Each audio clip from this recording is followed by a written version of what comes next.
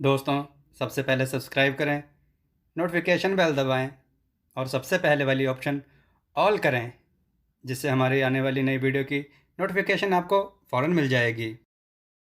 यह तो स्पष्ट ही था कि अगर मुझे संदूक में पाया गया तो राजा मुझे अवश्य ही मृत्यु दंड देंगे। लेकिन मेरी प्रेमिका ने प्रधान द्वारपाल को संदूक नहीं खोलने दिया। वह बोली, तुम अच्छी तरह जानते हो कि रानी की आज्ञा के बगैर कोई चीज अंदर नहीं ले जाती। इस संदूक में बड़े व्यापारियों से खरीदा हुआ बहुत सा कीमती और नाजुक सामान रखा है। तुम उसे निकालोगे तो वे चीजें टूट फूट जाएंगी। इसके अतिरिक्त एक पतले कांच के घड़े में गंगा से लाया हुआ पवित्र गंगा जल है। वह कांच का घड़ा अगर टूट गया या अन्य वस्तुएं नष्ट हो गई तो तुम्हें उसकी जवाबदेही करनी पड़ेगी और रानी के हाथों तुम्हें कठोर दंड मिलेगा। प्रधान द्वारपाल इस बात से डर गया। वह चुप हो गया। सुंदरी ने गुलामों से सारे संदूक अंदर पहुंचाने के लिए कहा और उन्होंने वैसा ही किया, किंतु अंदर जाकर भी मेरी मुसीबत खत्म नहीं हुई। संदूकों के खुलने के पहले ही अचानक वहां राजा आ गया। राजा ने बहुत से संदूक देखकर पूछा कि इनमें क्या है, और ना जाने उसे क्या सूझी कि हुक्म दिया कि सारे संदूकों का सामान मुझे दिखाया जाए। सुंदरी ने बड़े बहाने बनाए, लेकिन राजा टस से मस ना हुआ। विवशतः उसने एक एक संदूक खोलकर दिखाना शुरू किया। मेरा संदूक उस आशा में आखिर तक डटा रहा और उसने अंतिम संदूक, जिसमें मैं बंद था, खोलकर दिखाने का आदेश दिया। मित्रों, आप लोग सोच सकते हैं कि उस समय भय से मेरी क्या दशा हुई होगी। अगर कोई मुझे काटता तो बदन से खून ना निकलता, किंतु उस सुंदरी ने बड़ी समझदारी से काम लिया।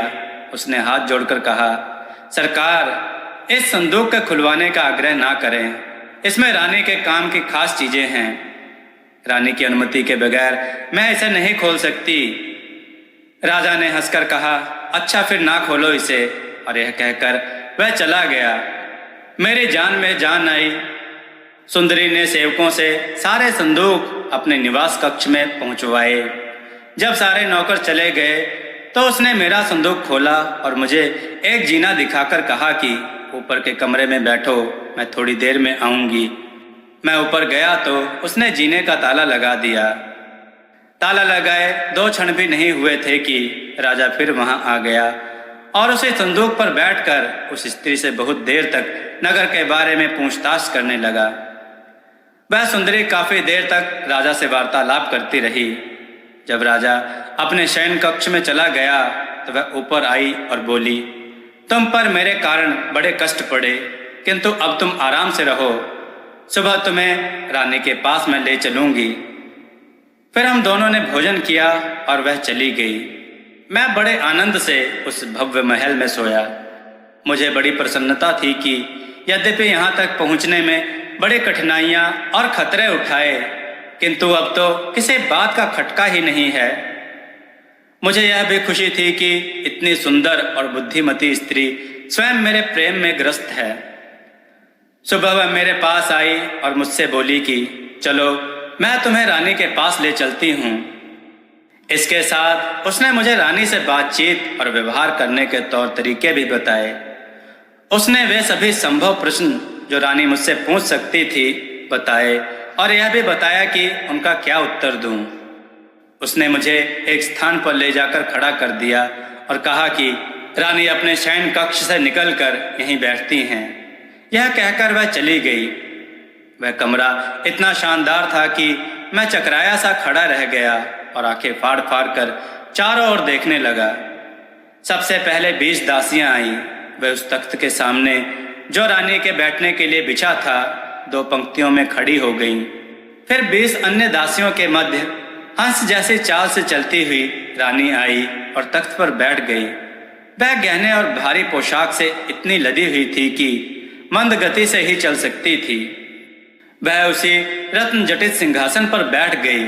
सब दासियां अपने अपने उचित स्थान पर खड़ी हो गईं और मेरी प्रेमिका, जो रानी की खास थी, बड़ी आन बान से रानी के दाहिने ओर खड़ी हो गई।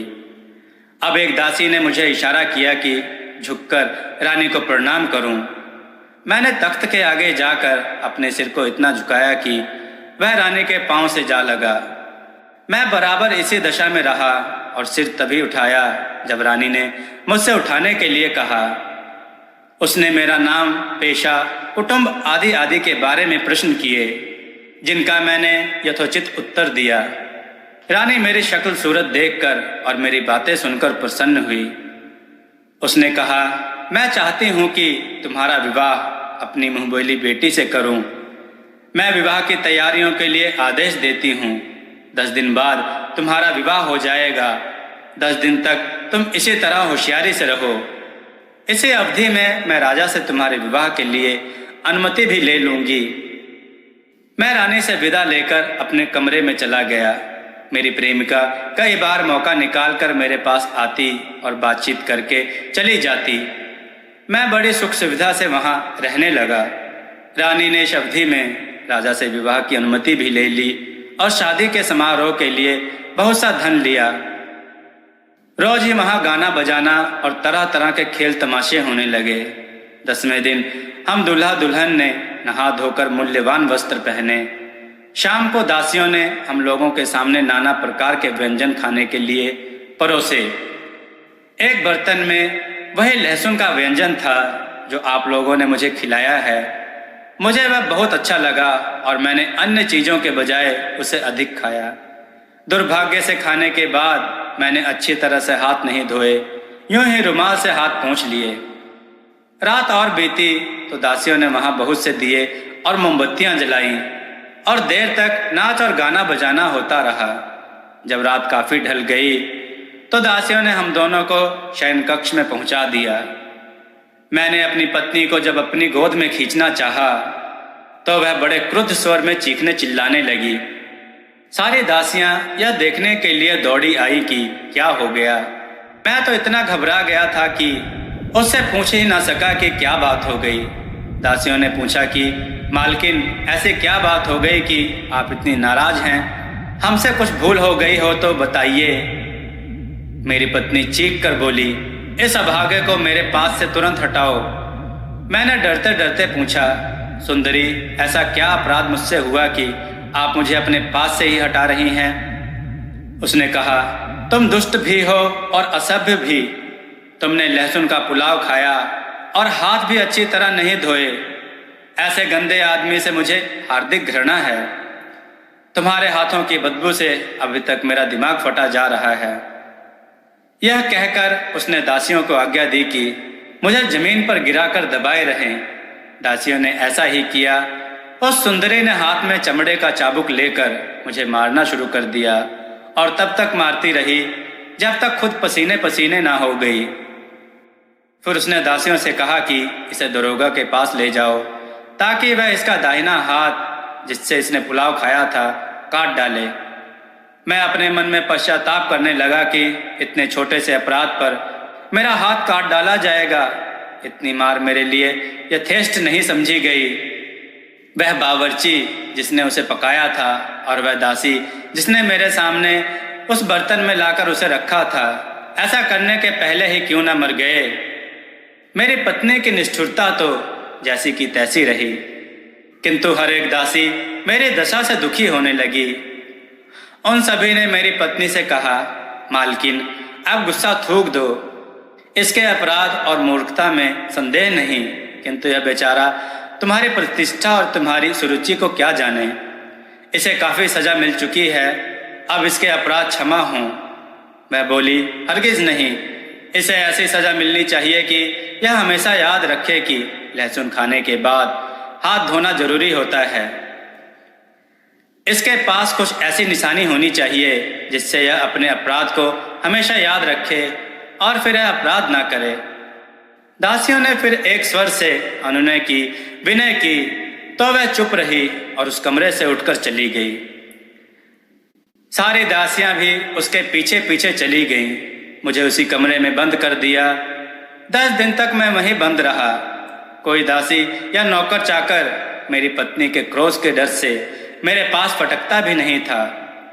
सिर्फ एक बुढ़िया दिन में 2 बार आकर खाने पीने के लिए मुझे कुछ दे जाती थी।